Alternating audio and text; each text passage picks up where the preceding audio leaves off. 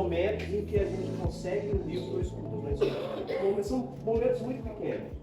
E assim, eu quero que vocês aproveitem o dia de hoje. Eu sempre falo com vocês que a gente precisa de desprender um pouco do nosso tempo para que a gente tenha um ambiente escolar, um ambiente de trabalho agradável.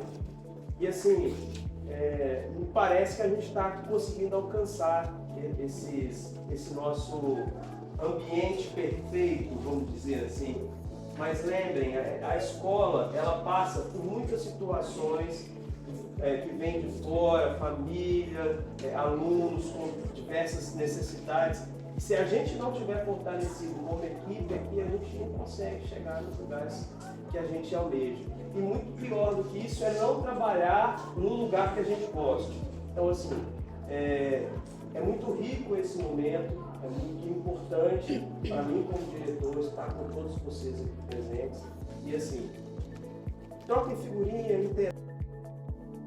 Fortalecer o processo de ensino e aprendizagem no cotidiano escolar. Além disso, faz parte da nossa política de valorização dos profissionais da educação.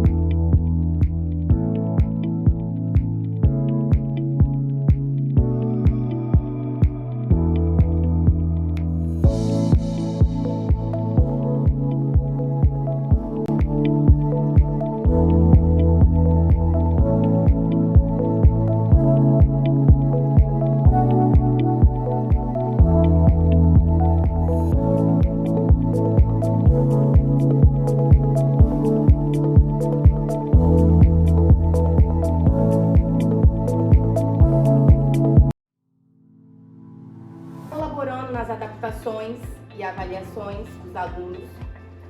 Ele vai estar elaborando material acessível, porque temos alunos aqui na escola que precisam de um material mais concreto, lúdico, e também estou tendo o retorno do feedback deles, por conta daquele momentinho que eu tive com eles lá no Café Inclusivo.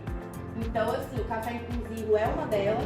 Temos também o Setembro Verde, né, que a gente desenvolve algumas ações ali, mas também já começaram a desenvolver ações aqui. A Edinalva desenvolveu uma ação junto com a Cláudia, né, Cláudia?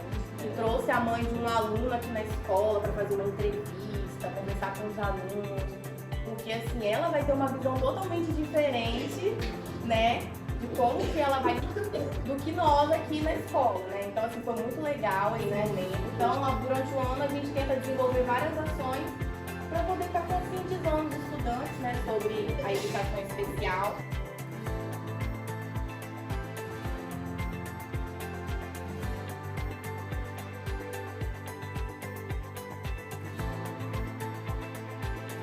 Esses conflitos que eles passam, para mim, é o desafio maior. Porque assim, no laudo dela, o profissional, né, o médico, ele orientou que ela sente na frente também, orienta os professores, né, que passe no quadro os exercícios com a letra maior, pincel preto e tal. Ela consegue, aqui no caso, né, ela usa, né? Ela usa o plano inclinado. O plano inclinado. Esse plano inclinado eu achei que foi assim, um divisor de águas, né? Porque a letra antigamente, que eu já acompanhei no plano, ela era bem espaçada e grande. Então, com o plano inclinado, eu vi um avanço muito grande. Pena que eu não pude trazer o contraste do quinto para o sétimo ano.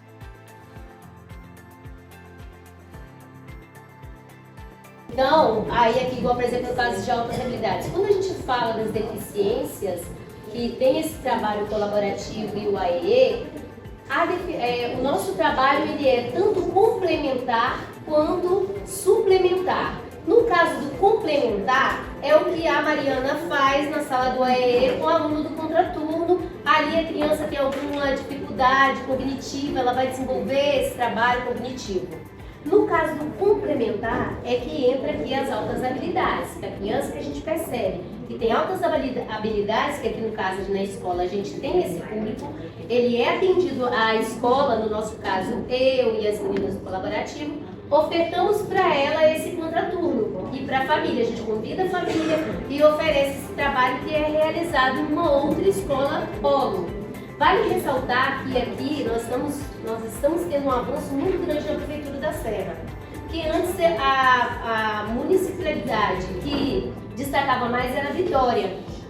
Hoje Serra avançou muito nesse quesito, porque até o transporte para essas crianças a Serra disponibiliza. Porque, por exemplo, a criança mora aqui nessas mediações, faz trabalho com a Mariana no caso do complementar. Já o suplementar por ser escola polos, elas têm que sair do bairro para ir para um outro bairro. Então a Prefeitura da Serra disponibiliza esse transporte para essas crianças, no caso de altas habilidades superdotação, que é suplementar, é um trabalho suplementar que vai elevar ainda mais o grau cognitivo dessa criança numa determinada especificidade. Então, sobre como é que é feito o trabalho do contraturno. O trabalho do contraturno, ele é feito no turno contrário, né, que a criança estuda. No caso, eu atendo os alunos de primeiro a quinto ano que estudam à tarde aqui na escola e também os estudantes do CEMEI, aqui do lado. E esse atendimento, ele pode ser feito individualmente, dupla ou em pequenos grupos. Dentro do contraturno, o trabalho ele é realizado também em parceria com o colaborativo, mas tendo em vista que alguns aspectos não dá para ser trabalhado dentro de sala de aula, eu trabalho com esses alunos lá individualmente. E é utilizado vários jogos pedagógicos, estratégias que desenvolvam a autonomia desse estudante. E falando especificamente do público que eu estou atendendo hoje, eu trabalho muito a parte de alfabetização. Nós temos muitos alunos no quinto ano, no quarto ano, que não sabem escrever nem o nome completo, ou que não sabem usar nem ler a letra cursiva. Então, eu venho trabalhando nesse processo de alfabetização para que ele consiga acompanhar o currículo e as aulas dentro de sala de aula. E aí eu trabalho também a questão da alfabetização matemática, né? Onde esses alunos, eu utilizo o recurso do ábaco, o material dourado, que é muito utilizado também, para que eles possam utilizar por meio do material dourado a sistematização da operação, da continha. Mariana, quantas pessoas você atende hoje? Atualmente, eu estou atendendo 16 alunos, né, como entrou do CEMEI. E aí não vai ser suficiente, né, para atender, e aí eu vou passar para a lista de espera. Então, é um atendimento muito requerido. Os pais, eles querem mais de um horário de atendimento, um atendimento meu é 50 minutos, né, igual é na sala de aula. E tem estudantes que precisam de muito mais, né? Mas para poder alcançar, né, o maior número, eu preciso reduzir esse quantitativo de atendimento. E aí eu vou dar um exemplo do João, né, que daqui da escola. Muitas vezes a gente olha o estudante em sala de aula, por exemplo, o João é muito agitado, mas eu tenho trabalhado com ele, ele já conhece as sílabas e a gente está fazendo esse processo, né, de escrita, de pequenas palavras para fazer o... Mariana, só lembrar que o João não sou eu, tá?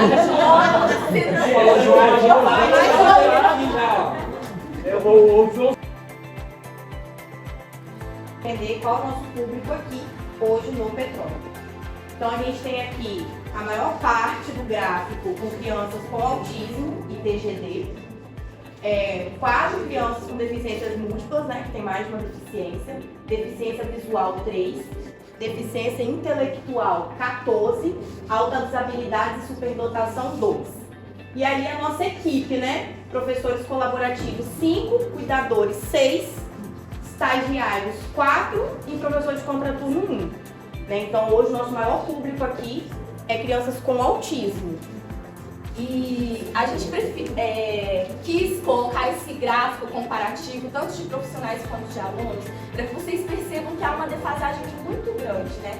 São muitos alunos em sala de aula e que uma equipe muito pequena. E por isso a importância, né?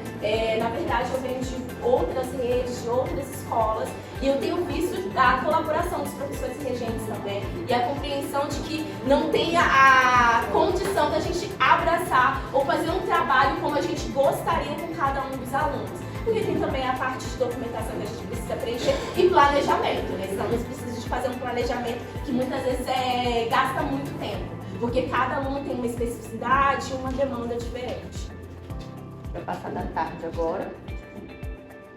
Esse é do turno vespertino, que também aqui temos 31. Superou! 31 com autismo e TGD, 5 deficiência múltipla, né, pode ter DI, autismo, 7 deficiência intelectual. Então, assim, o público da tarde está mais resumido nessas deficiências aí, não tem visual e nem outras habilidades. E aí o grupo, né, é formado por 5 colaborativos, 5 cuidadores, 6 estagiários e um professor de contraturno. Então também o nosso maior desafio aí é com crianças com autismo. E aí, considerando, tem que falar também das funções. A gente sabe que os cuidadores são grandes parceiros, né? Mas a função deles é no quê? No cuidar da alimentação, na locomoção e na higienização. E a gente entende que muitas vezes eles vão em sala de aula e também faz esse apoio, né? Essa mediação com o aluno no desenvolvimento das atividades. E os estagiários são estudantes em formação, mas eles também estão ali parceiros, né? É uma equipe que abraça e que está comprometida com o desenvolvimento dos estudantes em sala de aula. Deixa eu ver se o vídeo agora é o próximo. Tá. Pensando nisso, nesse maior público aí, que é um grande desafio, né? Vamos passar um videozinho bem curtinho sobre um aluno. Esta unidade de ensino está preparada para atender um estudante com tamanha, muitas questões ali envolvidas? Eu sinceramente, eu fiquei desesperada quando eu não conhecia. Eu tinha apenas um laudo dele em mãos.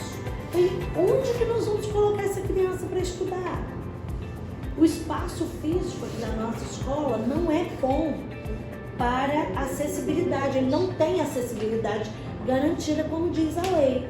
É um equipamento público, mas que, né, não tem rampa de acessibilidade.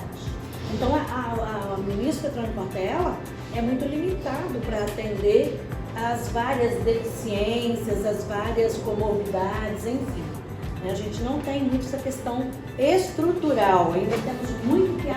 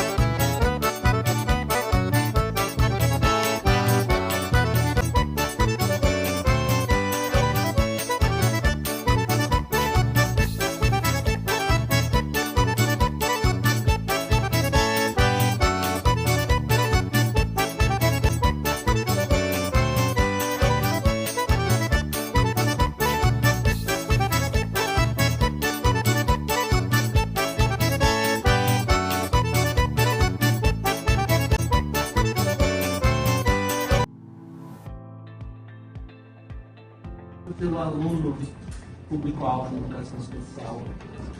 E como nós falamos no início, nós temos muito conceitos pré-formados, nós temos muitas visões diferentes, muitas vezes nós não buscamos olhar de maneira correta. A gente precisa ter em mente que o aluno, ele é da escola. O aluno, ele é do João, ele é do William, ele é da Vitória, ele é da Karina, ele é do professor da sala de aula. Ele não é um aluno especificamente daquele professor de educação especial, não é um aluno daquele cuidador, não é um aluno daquele estagiário. Ele é um aluno da escola. E nós, como escola, precisamos ter esse olhar atento. Precisamos ter uma visão mais apurada com esse aluno. Exemplo disso, eu posso falar mais das experiências que a gente vive de manhã, né? Eu vejo o trabalho que as meninas fazem na correria junto com o Edinal, às vezes dando suporte, chamando atenção hoje, né? Por ele estar sempre andando, se locomover, e ele entra em todos os ambientes, então ele acaba despertando mais a nossa atenção. Então, entender que ele é um aluno nosso. Quando ele entra lá no pedagógico, né, ele vai lá, você está lá no pé da Laila, ele quer mexer no computador, ele quer olhar o globo que está na prateleira, ele vai andar. Ele é nosso aluno. Ô William, só sobre essa questão. Desenvolvimento. Essa semana eu cheguei a comentar com as meninas da coordenação, que eu falei assim, olha, eu quase chorei na sala de aula essa semana, porque eu tenho um aluno que ele não tem laudo nenhum, mas a gente sabe que a mãe dele já veio, falou que foi no médico, ele falou que ele se apresenta com TDAH, ele tem déficit de atenção, ele não consegue ficar parado na sala. Ela chega da medicação, mas a medicação não faz efeito nele, então ele não consegue parar, ele não registra nada. E aí eu estava passando atividade no quadro, e a gente estava passando fazendo atividade de leitura, e ele leu todas as palavras que estavam escritas. Toda a escola sentiu, não foi só o pessoal da educação especial. Quando tem um evento, depois tem uma situação dessa, a gente precisa de estar todos juntos. Eu nem lembro quem era o professor da sala, era você, Alexandre? Passamani. Quem era? Jubiatana. A Jubiatana estava na sala, mas possivelmente precisou da ajuda de outro professor, e isso sempre vai acontecer. Toda vez que tiver uma necessidade, a gente precisa de estar junto para que a coisa corra segura, porque é isso que a gente tem que fazer. E aí a segurança de todos. Então, parceria, gente, isso vale para amanhã e vale para tarde. Olhar.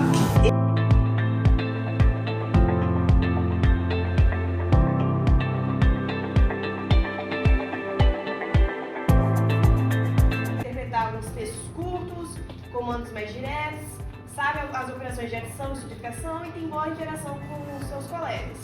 E aí algumas atividades que a gente pensou foi as seguintes. Primeiro seria adaptar as atividades com textos e comandos mais curtos de forma mais objetiva.